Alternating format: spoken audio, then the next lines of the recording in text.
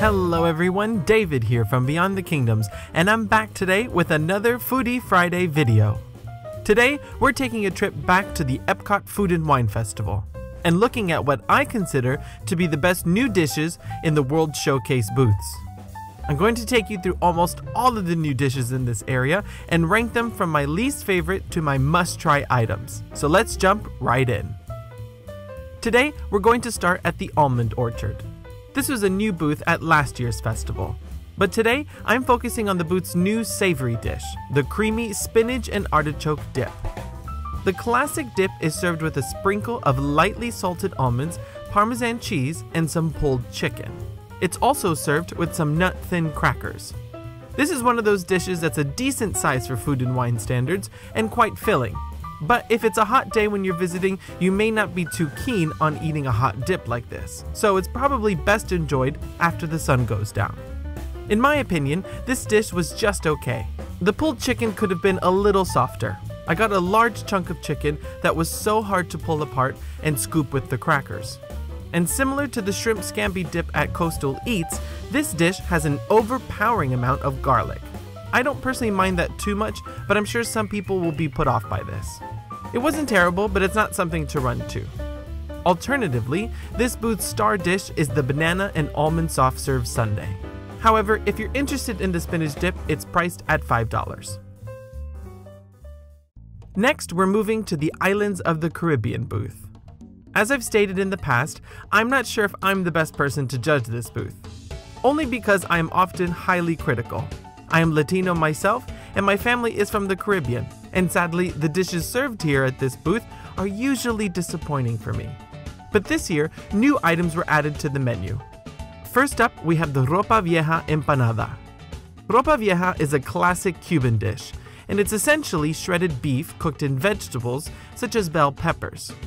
Cubans don't traditionally serve this inside an empanada, but the combination is a unique choice in that it's easy to eat on the go and at a festival. This version is also topped with some tomato aioli. The Ropa Vieja inside was pretty good. I just wish there would have been a little bit more stuffing inside the empanada. But I just couldn't enjoy this without thinking about my abuela's version of this classic Cuban dish. We also would never include something like a tomato aioli, but again, the flavors do complement the dish. In the end, it's not traditional, and if you're a Latino like myself, you may want to skip this. If you're from out of town and curious, it's priced at $5.25. My preferred dish at this booth is the new jerk spice chicken lollipop.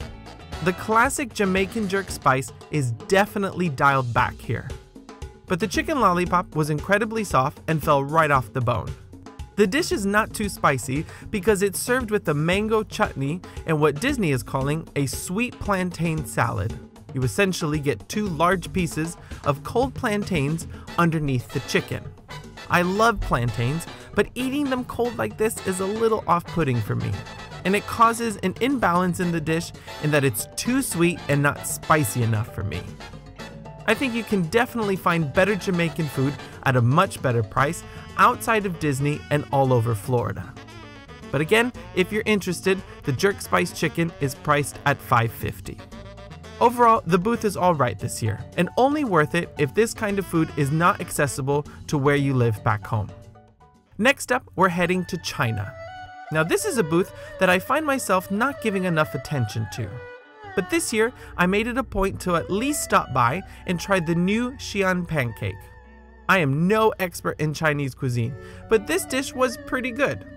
First of all, I will say that I think this may win the prize as the biggest dish of the entire festival, at least out of the new dishes being served. This begins with a large pancake that is topped with some beef cooked in a glaze that I believe includes hoisin sauce. It's very similar to Mongolian beef, but I do question how authentic this is. I believe that traditionally, the filling is stuffed inside a pancake, as opposed to being slapped on top of a flapjack that you have to roll and eat yourself. That structure of the dish makes this a little bit messy. The beef was good and the dish is filling, but again, not worth running towards. If you're interested, the beef pancake is priced at $6.75. A pretty good price given the size, and definitely worth the snack credit in terms of value for money.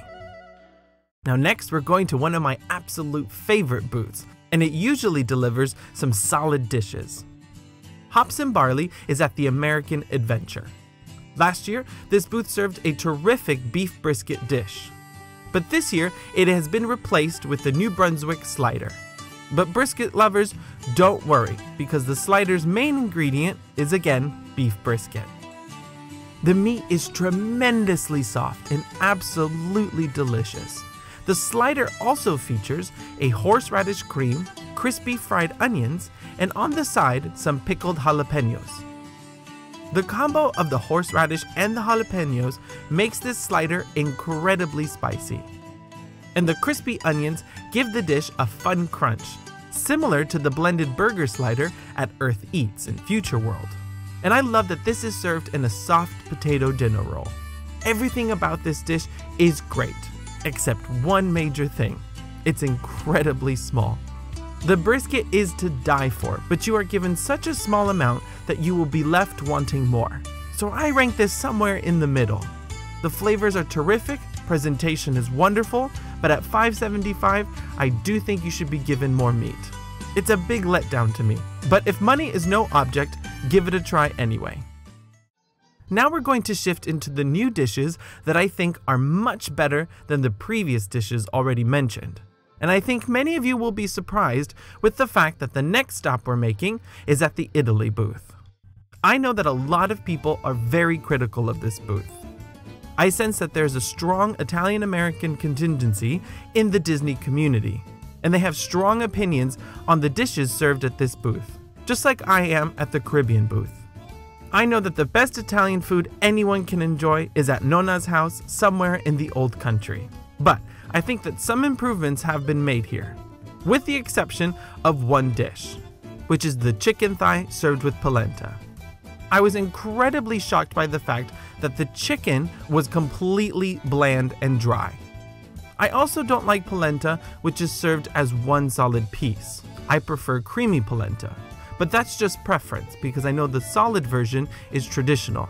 This dish was the only major dud of the festival, and it's because of that bland chicken. It's not worth your time, but there is a second dish here that certainly made up for that, and that is the Fritto Misto. Disney's version includes pieces of fried shrimp, zucchini, and sweet potato fries. I don't think the sweet potatoes is traditional, but the combo of that with the zucchini is delicious, one of my favorite vegetables.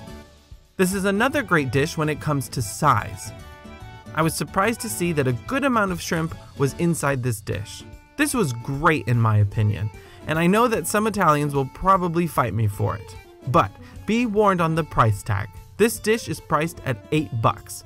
If you're on the dining plan, this is certainly worth the snack credit in that it is one of the more expensive dishes at the festival. And additionally, I really enjoyed the rigatoni here, which is served with a vodka sauce, some crunchy pieces of pancetta, and generously sprinkled with parmesan. I make a similar dish at home, and the ingredients are some of my favorites. I'm sure my Italian friends will say that they can make it much better at home, but I think this is worth a highlight as a solid dish for picky eaters who want something familiar. The rigatoni is priced at $7, which again is a good use of a snack credit. Now we're heading into my top 3 booths for the festival, specifically when it comes to the new dishes. And of course, I'm heading to Japan. This booth completely changed their menu this year, which was really sad because this means that the wasabi pork dumplings from 2017 are now gone. But instead, this year we have the beef nigiri. This is great for those of you who are afraid of sushi. This is served like a traditional piece of nigiri in that at the base there's a ball of rice that is topped with a thin slice of sushi. In this case, it's beef instead of fish. And the meat is cooked to a medium rare temperature. The nigiri is then drizzled with a shrimp sauce and sprinkled with thinly sliced pieces of jalapenos. The peppers add a great kick, and you get 2 good slices of beef. I just wouldn't eat this when it's really hot because the sauce can melt a bit and give that meat a strange texture. Now the beef nigiri is gluten-free and priced at $5.95. It's very good, but not my absolute favorite at this booth. But before I get to my top choice here, I want to mention the spicy roll. This is a sushi roll blend of tuna and salmon topped with volcano sauce. It's served as one long roll as opposed to smaller rolls, again making this easier to eat on the go. But the same exact roll is served year-round at the Kabuki Cafe, the same booth that sells the popular shaved ice. So I think it's unfair to judge this food and wine offering when it is not unique to just the festival. If you're visiting Epcot at other times in the year, skip this dish at the festival, just so you can try something not offered year-round. Which takes me to my next dish here in Japan, and my favorite, the teriyaki chicken bun. This is great for all ages, and it brought back some very fond memories of a trip I took to Japan with my husband a few years ago. This steamed bun is a great size and packed in with some delicious teriyaki chicken.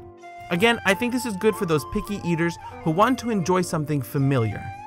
The teriyaki sauce was quite thick and very sweet, simply delicious.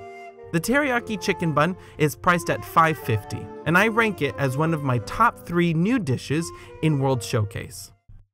Okay, next we're heading to Brazil. This is a very popular booth filled with some great options.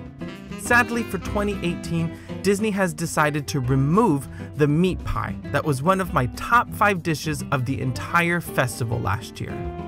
And this year, it's been replaced with a fish stew.